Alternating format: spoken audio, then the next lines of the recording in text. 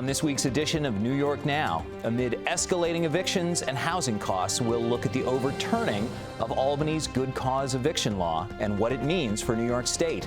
And David Lombardo from the Capitol Press Room talks with OASIS Commissioner Chinazo Cunningham about state funding and priorities for treating addiction. Plus, we'll break down this week's news with Keisha Kluge of Bloomberg Government and Yancey Roy of Newsday. I'm Casey Seiler, and this is New York Now. Today, the Senate majority will pass legislation. I will fight like hell for you every single day, like I've always done and always will. Passing these bills on the floor, maybe get another stand. Welcome to this week's edition of New York Now. I'm Casey Seiler, editor of the Times-Union, in for Dan Clark.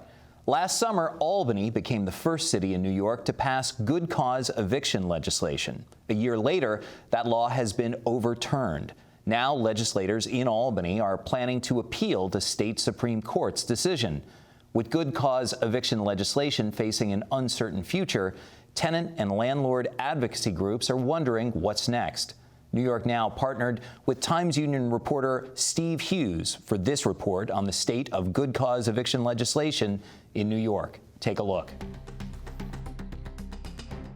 In July 2021, Albany became the first city in New York to pass good cause eviction legislation. The law came at a time when a federal moratorium on evictions related to the COVID-19 pandemic was set to lapse. The bill that we passed last July took into consideration tenants' concerns as well as landlords' concerns.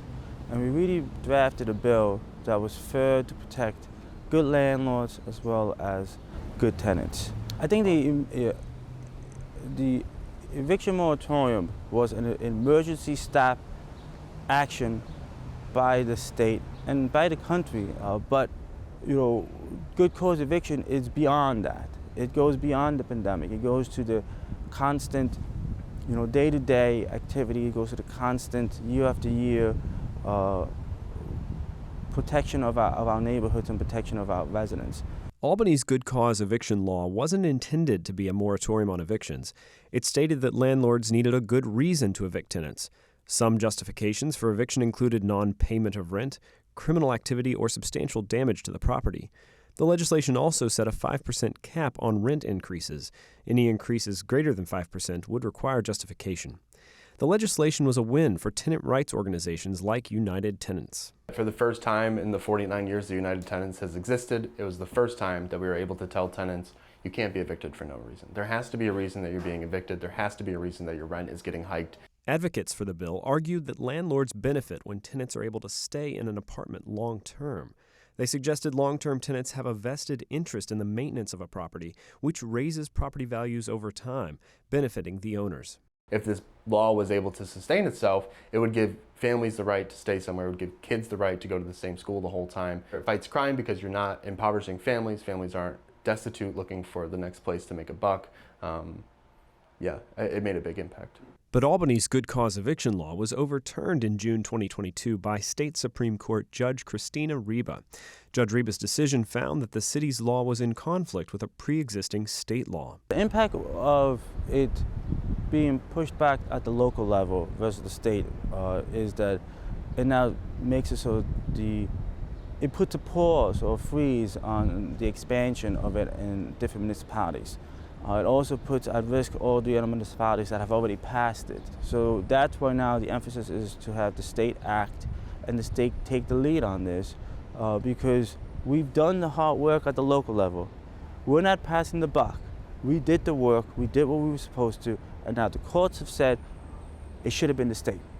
So now we have to ask our state partners to work with us. Those partners include landlords who oppose the original good cause eviction law. Opponents argue that good cause eviction legislation negatively impacts development and unduly limits the rights of landlords to manage their property. Basically, there's two things that will happen if good cause passes as it sits today. The one thing it will do is it will stop landlords from being able to increase rents past a certain point when they desperately need to make upgrades to their properties, so they won't make the upgrades. And two, it's actually going to inhibit a resident from moving, because if they are not, how do I explain this? a resident's not going to move if they think their rents are going to go through the roof. So they're going to stay where they are, and it's going to create less inventory, which is never good. The future of Albany's good cause eviction legislation continues to be in limbo. The city of Albany is appealing the state Supreme Court's decision, which leaves tenants in the capital region not knowing what's next. So yeah, a lot of tenants are concerned after they began organizing on the back of good cause and essentially trying to enforce good cause outside of the courts through community development. Now they're saying, well, wait, are we protected still? Like, is this worth it? I would say it's even more worth it. And that's why they're still organizing and trying to enforce it, even though the courts have said you can't have it right now. We want to look for solutions that keep people in homes, and we want to look for ways to protect the residents that are following all the rules and paying their rent on time and not being disruptive. So in turn, we hope that that helps build vibrant communities and a place where other people want to live and attract more people to New York. That the social benefit just never gets talked about because it's always like, this is what the bill is and this is how the landlords feel about it, and rarely do we get tenant voices. So I think just beyond like your kids getting to go to the same school and being closer friends with your neighbors, you get to actually develop your immediate local community, and there's a symbiosis in the community as a result of being able to stay where you live. When we sit in a room sometimes together, we find out that there's more that brings us together than brings us apart. And I think we did that in the city of Albany. I think nobody got everything that they wanted. I got angry phone calls from both sides of this issue, but I think we did something that was fair and we did something that was good for our residents and our property owners. I hope we can get this protection back for our residents, because a lot of our residents for the last year felt that they had additional protections that they don't have now, and eviction rates are going through the roof, and to not have those protections for so many of our residents is very worrisome, and I'm hoping we can get that back. I hope the state acts quickly to get those protections back for our neighbors. And now to this week's news. We're at the Reporters Roundtable, where I'm happy to be joined by Yancey Roy of Newsday and Keisha Kluge from Bloomberg Government. Thanks very much for coming in. So we are now talking about a week after this incident in Rochester where gubernatorial candidate Lee Zeldin was accosted by a man wielding a sharp implement. And that incident has been sucked into the ongoing debate pressed by Republicans statewide over bail reform and other criminal justice changes, specifically over the charge that this gentleman is facing. Yeah, you know, he is charged with what's considered really a nonviolent felony, ostensibly because no injuries occurred, as I understand it and other reporters understand it. So if you're charged with a nonviolent felony, that's not subject to bail. And so he's been released, but he's been charged with federal crimes, as we know, and he's now under detention. It sort of gets at the issue of when do judges have discretion? And they don't really have discretion under a lot of charges right now, under a lot of crimes. But the issue is really whether people who are released go on to commit other crimes. And as we've reported, and your paper has reported, that doesn't happen very often. In fact, in the last 12 months, the rearrest rate has kind of gone down from what it was through the first 12 months of bail reform. This also is an issue because the district attorney in Monroe County, Sandra Dorley, was at least briefly a co-chair of Zeldin's campaign. Yes, and I believe she tried to recuse herself from this, and there was a lot of discussion. And I think the bigger picture on this is, you know, crime is already a huge issue with the campaign season going on. It's going to be a major topic in the governor's race. And Lee Zeldin now has this, you know, real life example that he is touting on this. And I think Kathy Hochul is going to have to find some way to meet in the middle on it, or at least address it in terms of voters. We've also seen Eric Adams, mayor of New York City, of course, weighing in this week and saying it's time for the legislature to come back for an extraordinary session to further address, to, as it were, roll back the bail law changes. That does not appear to be in the offing, correct? Yeah, I believe they said absolutely not. They've already come back for a special session, and they don't necessarily want to come back. A lot of them are, because there's 2 primaries this year, a lot of people are out on the road for their campaigns, and Kathy Hochul herself is campaigning, and so I don't think we'll see them come back, but it really depends on what happens, I guess, as we see the polling numbers. Right.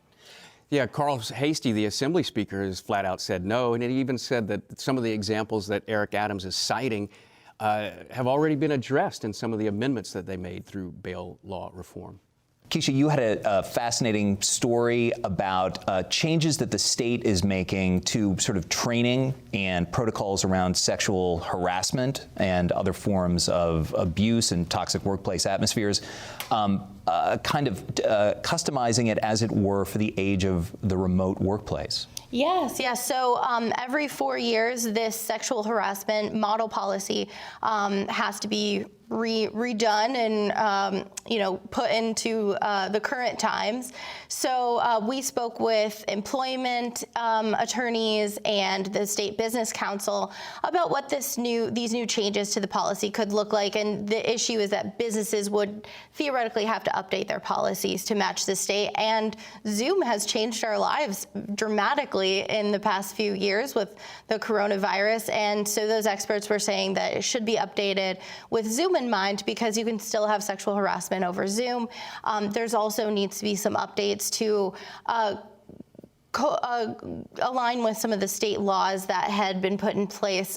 We made it easier for employees to bring up sexual harassment claims. That needs to be addressed and elaborated on a little bit more. We've got a new sexual harassment hotline that should be put into the model policy. And then also potentially adding some other protected classes like, race and as well as sex, national origin, things like that. So they're collecting comments till September 20th, and we'll see what that new policy includes. The more platforms, the more complications potentially for sexual harassment in the workplace. Yancey, meanwhile, we're talking about 3 weeks away from the state Senate and congressional primaries. Nobody covers Long Island better than Newsday. What are some of the races that you and yours are going to be watching as we tick down to early voting beginning? Yeah, it's sort of unprecedented on Long Island.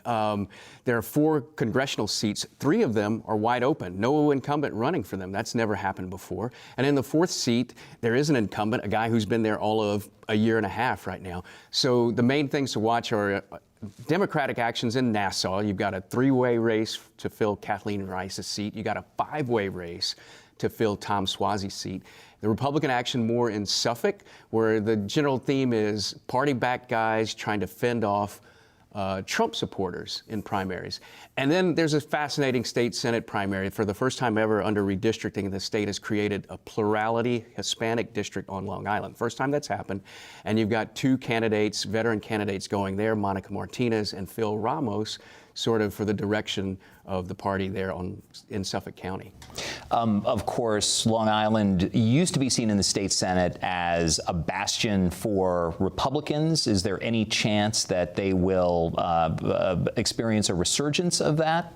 Oh, I think they are definitely predicting that. Right now, it's 5 Democrats and 4 Republicans. The Republicans think they will get back a majority of the block of 9 Long Island seats.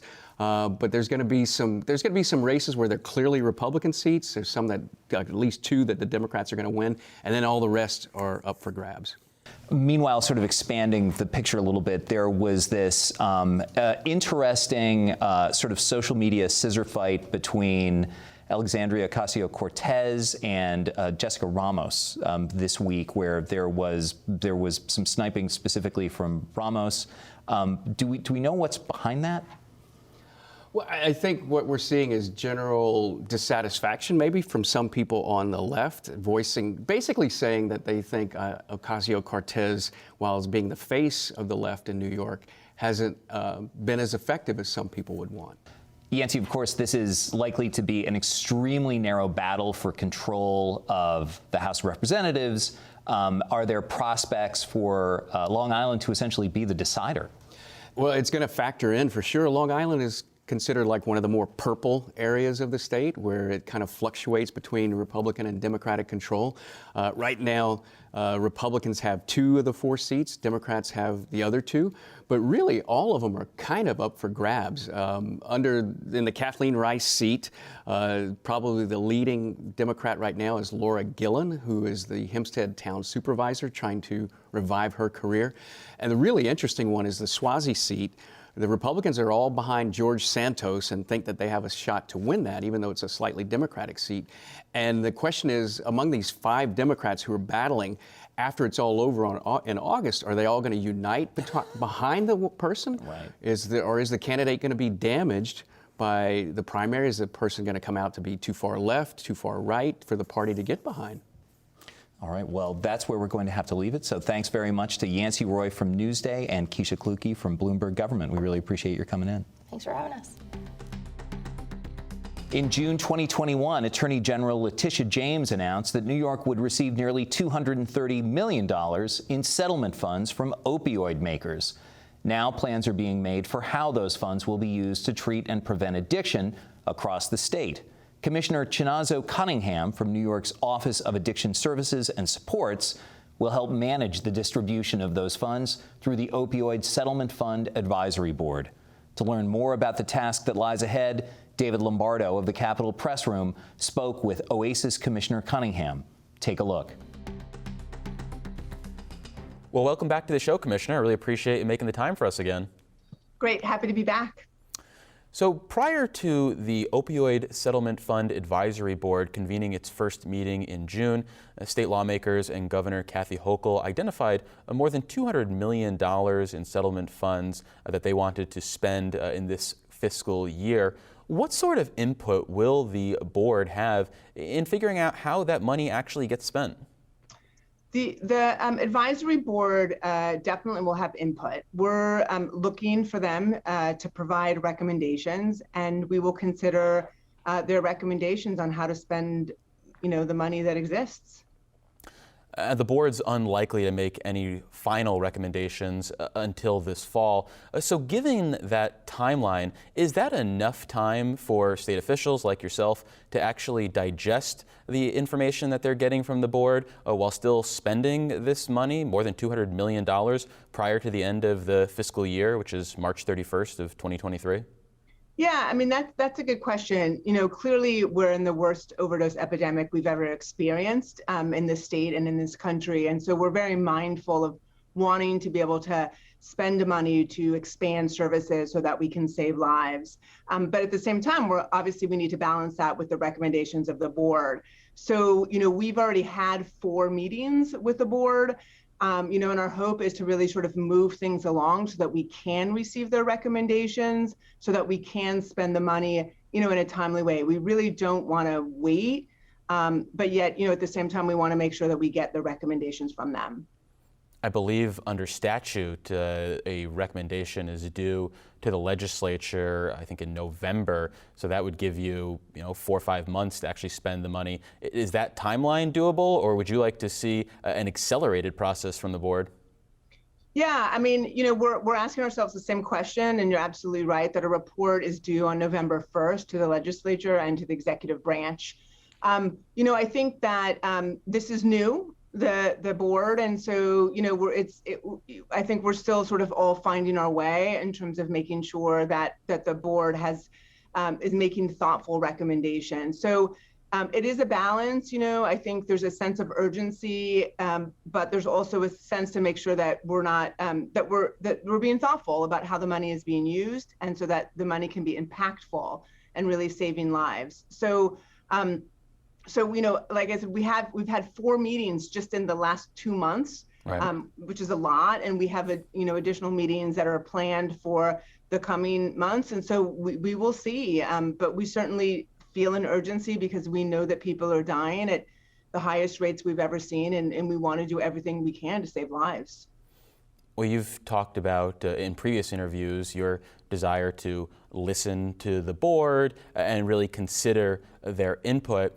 In practice, though, what will that actually look like? Is there going to be some sort of formalized process for reviewing whatever the board produces, or as some cynical people might think, is this more about giving them a pat on the head and sending them on their way and then doing whatever you want?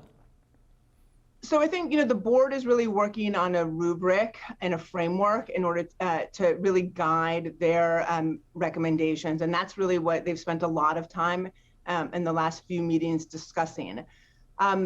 Ultimately, the recommendations go to the legislature and the executive branch. And then from that, decisions are made. So, I think it's certainly a process that they're working on their end right now. And then we'll see what we get. But those recommendations do go to the legislature and the executive branch. If the board ends up recommending that even a tiny fraction of settlement money is for, say, more controversial purposes like harm reduction policies such as overdose prevention centers where people with substance abuse problems can basically consume illegal drugs legally. Is there a sense that the Hochul administration would actually consider those policies and implement them, or is that kind of idea dead on arrival? So the Governor Hochul has not taken a stance on overdose prevention centers. And we at the New York State Office of Addiction Services and Supports, we don't fund and we don't regulate overdose prevention centers. However, harm reduction is a very much a strategy that is embraced by myself and by the governor. And harm reduction includes really a range of services and an approach. So those kinds of services that harm reduction would include is an expansion of naloxone, right? So that's what we give people when they're overdosing, and that saves lives. It also includes meeting people where they are, literally and figuratively. So if people are not ready for treatment, there's still services that can be provided that can reduce the risk of overdose. This is fentanyl test strips is one of the other, key harm reduction strategies that we're trying to really expand as well. Doing outreach, so meeting people on the streets, giving them the education and the materials that they need, linking them into treatment and providing treatment in a way that really is easy and accessible. And so, instead of waiting 2 weeks for an appointment, being able to get services on demand at the moment that somebody's ready for treatment. So those are the kinds of things that really are, use a harm reduction principles and a harm reduction approach. And we are actually doing those things now at OASAS. And so one example is we've had an initiative where we're bringing mobile medication units out to communities that don't have methadone treatment available. So we're bringing the treatment to where people are, trying to reduce barriers and make it easier for people to access life-saving treatment. So absolutely embracing harm reduction, especially as we are at the worst overdose epidemic ever. We really need to focus on saving lives, and harm reduction focuses on that. It's reducing harms in many ways and really making it easy and accessible for people to access services. Have you, in a personal capacity or as a commissioner of OASAS, had a chance to visit the two operating overdose prevention centers in New York City? And if so, what's your thoughts about them? So prior to becoming the commissioner here at OASAS, I worked in the New York City Department of Health and Mental Hygiene. And so it was during that time when I was there in which the overdose prevention centers opened. So I did work with the city and other city agencies during that time. I also have to say, David, I'm a physician, and I've worked in the field of addiction for over 20 years. I worked in the South Bronx, which has been experiencing an opioid epidemic for decades. And I saw firsthand how difficult it was for people to get treatment 20 years ago, 15 years ago. So I developed programs working very closely with harm reduction organizations in New York City to really provide services in a way that people would feel acceptable. And so I personally did outreach in the Bronx and in Harlem, on street corners, in hotels that are single room occupancy hotels where people who were homeless, had temporary emergency shelter, to really bring services to where people are and to meet those who are at the highest risk and the most marginalized. And so for decades, I have been really practicing harm reduction and working with harm reduction organizations to be able to get services to the most marginalized people. And certainly now as a commissioner, my role in government is to make sure that those who are most marginalized and at highest risk have services. And so, for me, it's a little bit of a no-brainer to embrace harm reduction here. I think that it's now being embraced more across the country. And for some it's new, but for others it's really been what's been happening for decades. So it's about bringing people along so that we can really focus on saving lives. And we know that harm reduction approaches are evidence-based. There's decades of research that shows that harm reduction approaches work, saves lives, reduces complications, and improves community outcomes as well. Well, we've been speaking with Dr. Chinazo Cunningham. She is the Commissioner for the State Office of Addiction Services and Supports. Dr. Cunningham, as always, thank you so much for making the time, and go Washington Huskies. Thank you, David. If you or someone you care about needs support to overcome addiction, call the New York Hope Line at 1-877-8-HOPE-NY or text HOPE-NY. That's 467-369. Phone lines are operated 24/7 and calls are, of course, confidential. And that's all we have time for on this edition of New York Now. Dan Clark will be back next week. Until then, have a great week and be well.